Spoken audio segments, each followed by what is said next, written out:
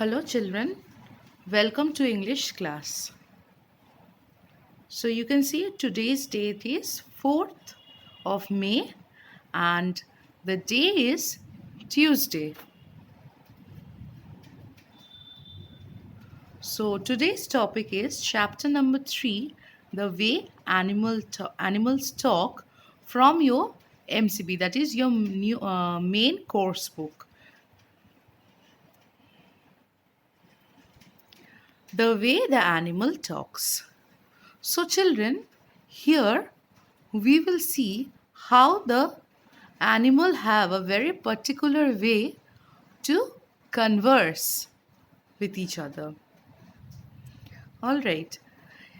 Some interesting examples of animals are there who use their body languages to speak. Like the dog wags its tail for various emotion. If it's very happy, it wags its tail. Peacock, you have seen fully laid fan their feathers if it rains. Then dolphin slap their tails on water to seek the attention. Bees find nectar and dance. Deer, they flick their tails. Okay. So, like human beings, animals also need to communicate to survive. Unlike humans, they cannot speak. So, these animals do not have a mode of speaking. We can speak, we can express our emotions, we can share our views through talking, but animals do not have such medium of communication. They cannot talk. Instead, they have some very special uh, ways of communication, like they can use their body movement, their sense of hearing and smell to receive and transmit information to each other. So this is how they communicate. They have their very strong sense of smelling, hearing, and their transmission process is also faster than us. Like the howls of the wolves, the croaking of the frogs, the chirping of the birds, the wagging of a dog's tail, these are examples of animal communication. So, this is how these animals communicate with each other. Like the dogs and foxes and wolves, they howl, and the frogs croaks during rainy time. When it rains, they croak in the ponds.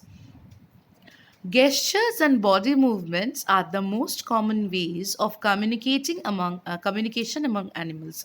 So, children, those of you have pet at your home, you must be very much adaptive to this measure. You can understand the emotion which your pet has because they are of their specific ways of communication through gestures and body movement.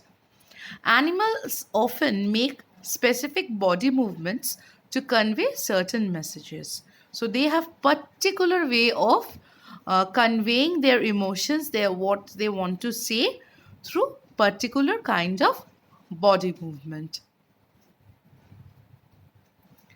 Animals may also use visual signals in form of facial expressions. So they use facial expression. Even we also use this, right?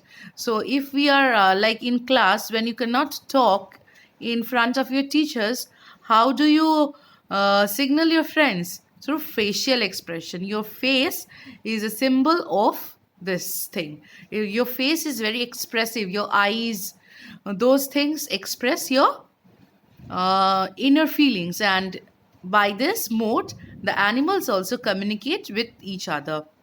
Body posture or mimicry to communicate. Apes and monkeys make great use of facial expression to show their feelings. So ape and monkeys, they are the most advanced animal.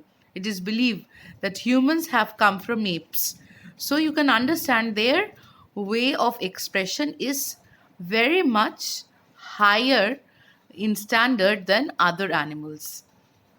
Animals also use a range of sound to communicate.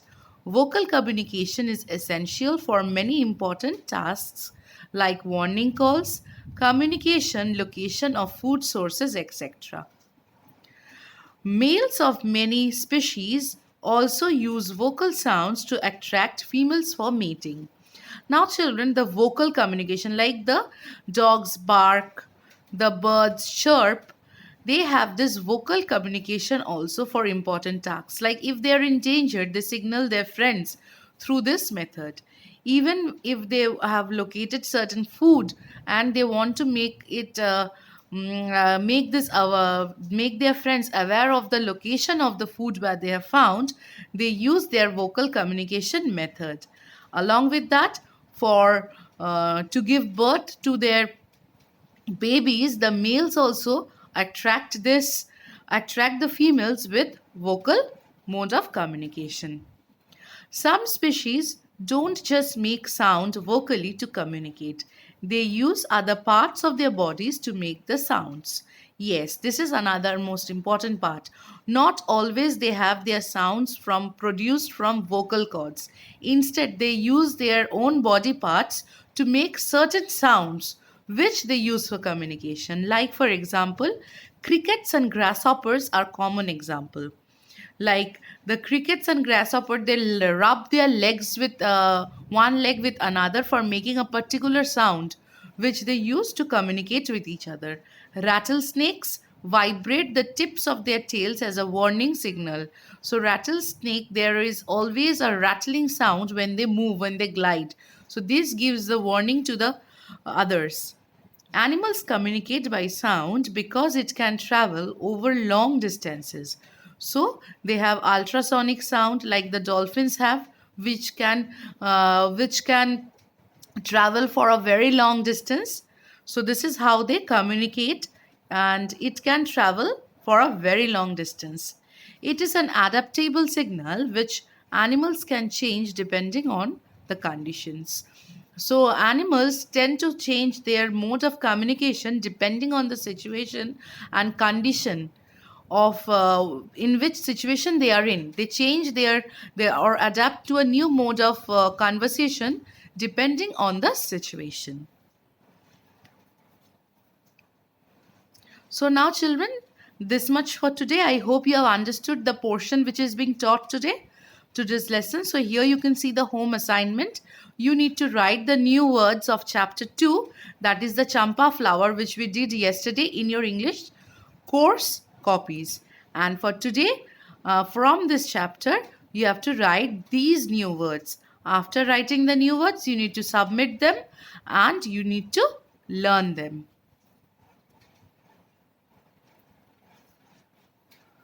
So this much for today, children. Thank you, and all of you have a great day ahead.